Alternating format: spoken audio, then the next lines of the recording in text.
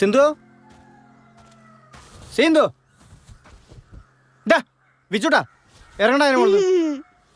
അച്ഛൻ പറഞ്ഞില്ല അതിന് മോള് നാട്ടിരുന്നു പഴയ കയറല്ലേ നീ കണ്ടില്ലേ കുട്ടികൾ നടന്ന് നോക്കി അടുക്കള വേറെ പണിയുണ്ടായിരുന്നു. എന്ത് പണി ഈ പിള്ളേരെ കൊണ്ട് ഇറങ്ങി പോ മക്കളെ.